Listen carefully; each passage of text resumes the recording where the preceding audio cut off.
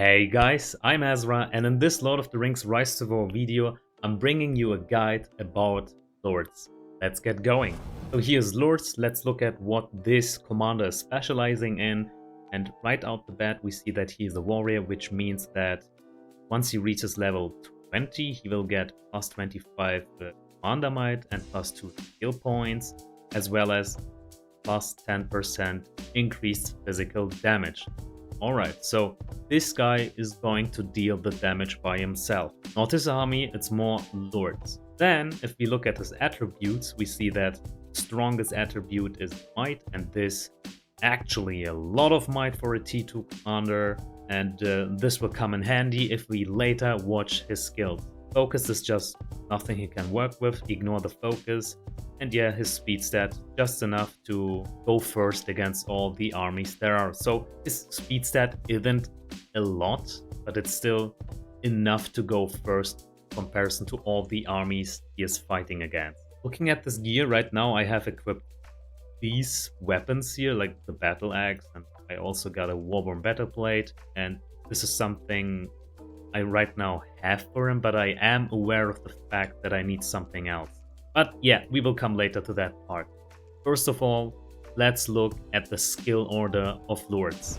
Let's first establish why Lurtz is among the strongest T2 commanders. So, Lurtz is a commander who is dealing the damage by himself. He isn't relying on the damage of his army, although that too can come in handy, but this guy is doing the job by himself. And he does it with his respect 0 tree, this tree here, as well as his respect 3 tree. And you want to have these trees maxed out, at least when you got enough respect points. And this is another point. You should have enough respect for Lurtz to max out these two trees. Once you have done that, you don't need to put any more respect points into Lurtz. He doesn't need it. But for any reason, if you have more respect points and you are wondering where to put those points, I would put everything into Uruk-hai Elite. Now let's have a first general overview and see why these abilities are so great. Uruk-hai Firstborn needs 2 rounds to charge up, and on round 3 it will be unleashed. This is going to hit 3 targets back to back. If there is only one unit type in the enemy army, you're going to hit that one stack 3 times in a row. So his best ability in my opinion is Uruk-hai Firstborn. Then we also have some more damage dealing abilities. Raid also needs 2 rounds to charge up. It has the rush ability built into it, which means that at the beginning of the fight you are going to immediately attack the enemy with this, but it means that you need 2 rounds to charge up. So rush means you're attacking on the first round, and then the second and third round you're going to charge up. So in the third round you get to attack again. This is a bit different from Uruk-hai Firstborn because this needs to charge up for the first and second round, and on the third round it's going to be activated. Keep that in mind, guys. This is important for when we get the skill order right later. And then he also has Rush.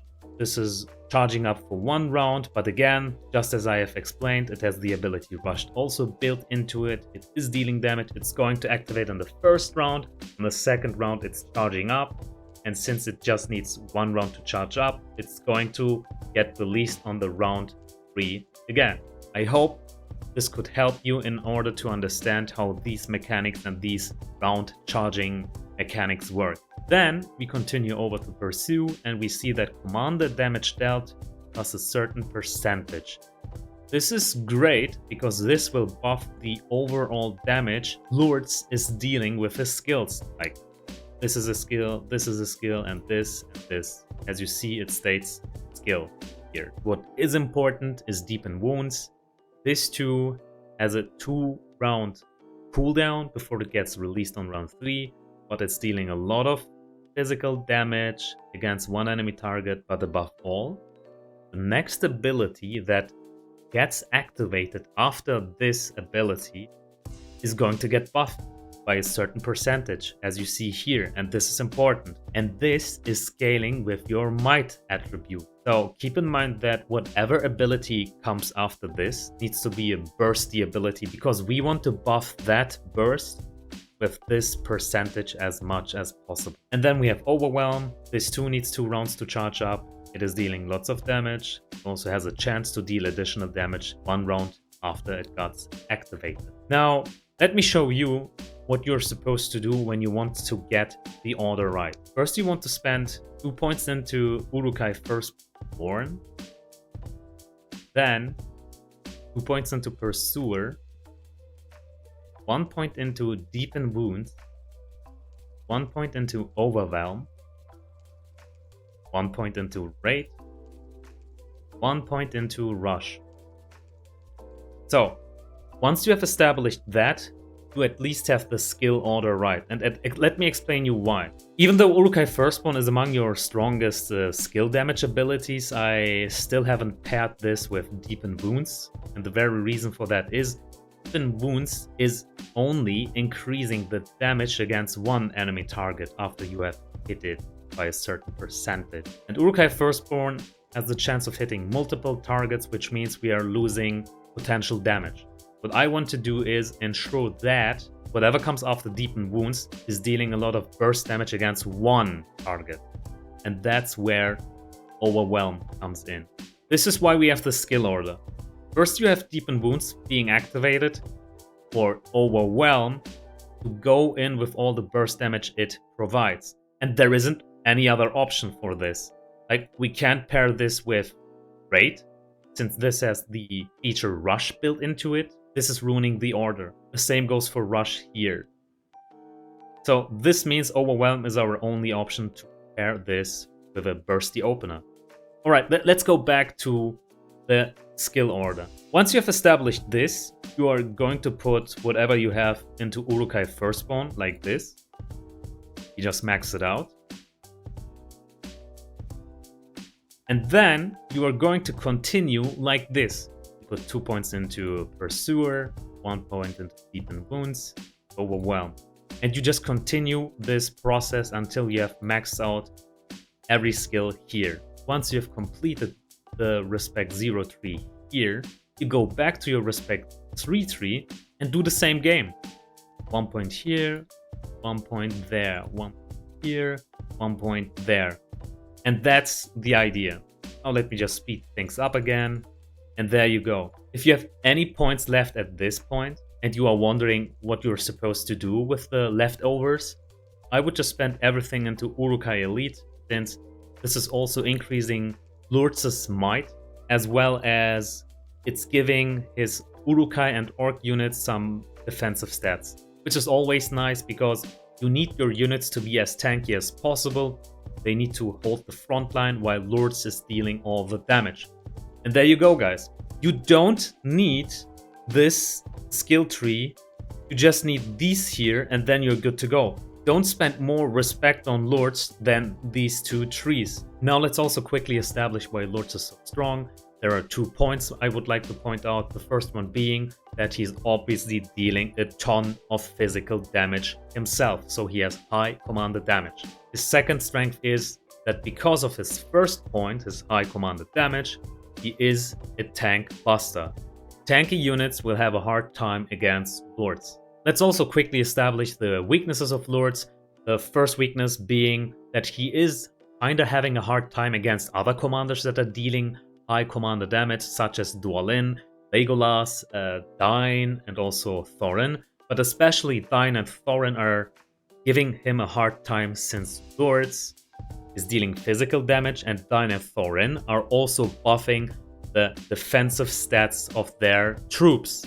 So that's something to keep in mind. His second weakness is Commander Madness and also Commander Stun. And that's an obvious one because whenever he gets Commander Madness, there is a chance that he is wailing against his own army.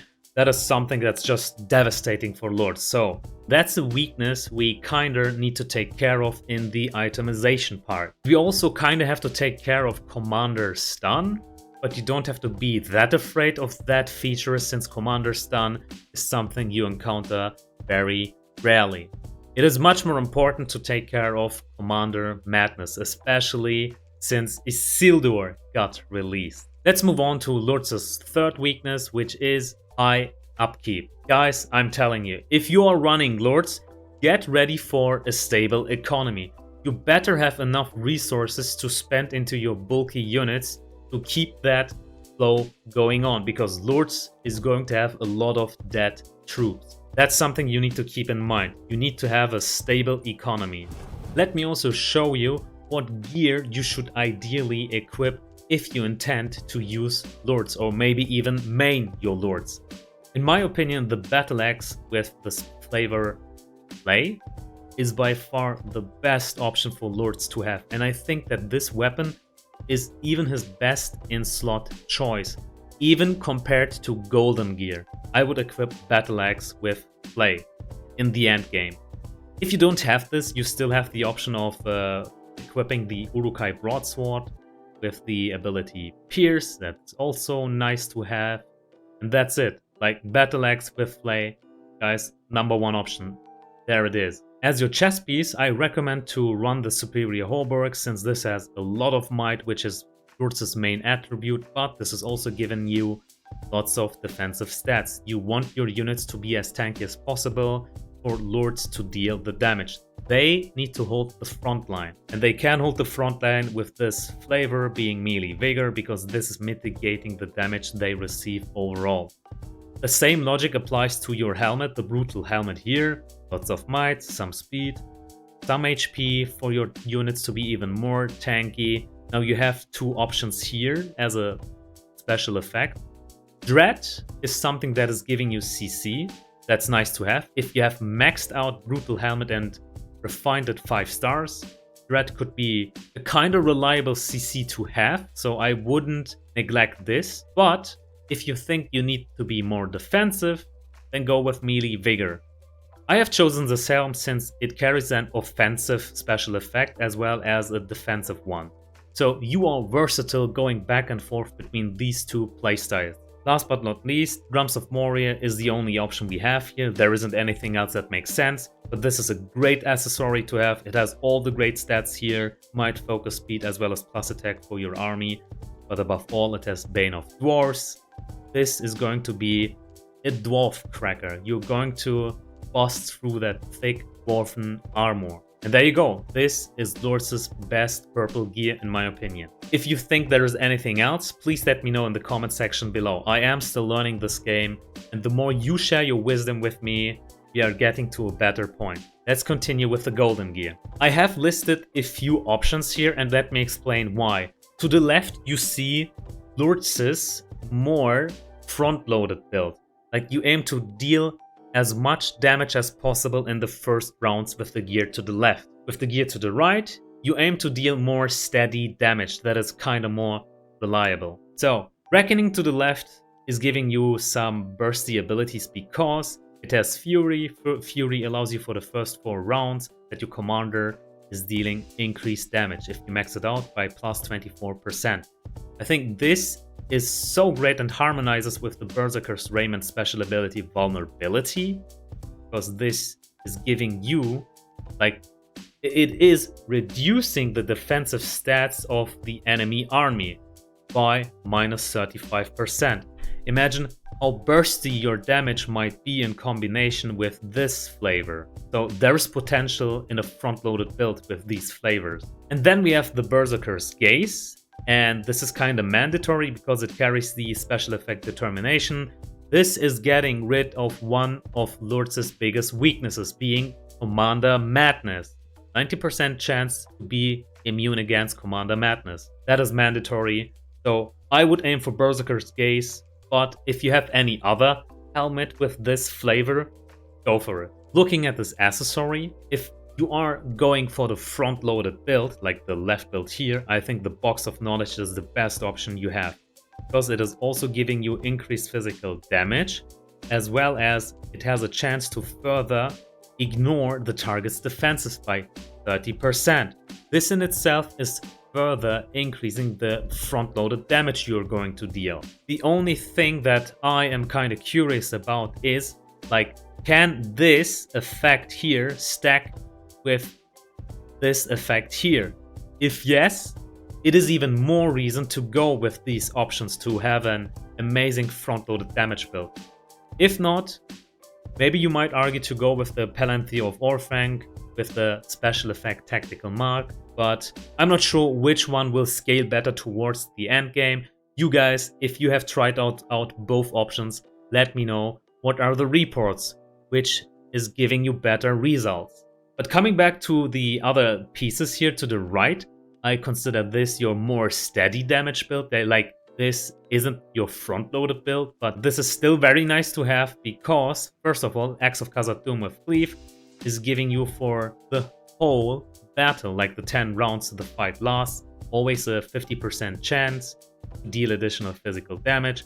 And the longer the fight goes on, the stronger you get, since you have the Berserker's Raiment with Concentration as a special effect. So this is making you stronger for the next 5 rounds, and after you have reached your 5th round, that's when you get the strongest. And there you go, guys. This is Lurtz with his 2 playstyles here. Does it make sense to get the Respect 10 item for Lurtz? No, it doesn't make any sense, because just as I explained, these options here are much more viable for Lurtz in order to deal his maximum amount of damage. And also, you don't want your Lurtz to be Respect 10, since his skills aren't really synergizing with high Respect. I definitely wouldn't go for his Respect 10 item. That's a waste of Respect points as well as some good item slots here. Now let's have a look at the troop composition of Lurtz and see what makes sense. And just as I have explained in the beginning of this video, Lurtz needs a tanky front line. Let me show you what makes sense for Lurtz. So tanks. You could have 1 stack of raiders being your tanks, and that would be totally enough. They have okayish defensive stats and also lots of HP. That would work, but you can also make something work like this, like a full stack of Fallen. They would be even better since they have higher defensive stats and even more HP. And these guys, whenever they get hit, they also get stronger. Having only 1 stack of these units in your army, you can ensure that this effect is kicking in the whole time. But you can also run a 2-unit stack with Lurtz. So this is, in my opinion, the most viable option for him, since you can just put some crushers into it. And what crushers bring to the table is armor break. This is reducing the defensive for 1 enemy target for 1 round. This is also counting for Lurtz's damage. This is great. Defensive stats are mitigating physical damage. Lurtz is doing nothing but physical damage. So I would always try to include crushers into my team composition, and then just 1 more tanky unit into.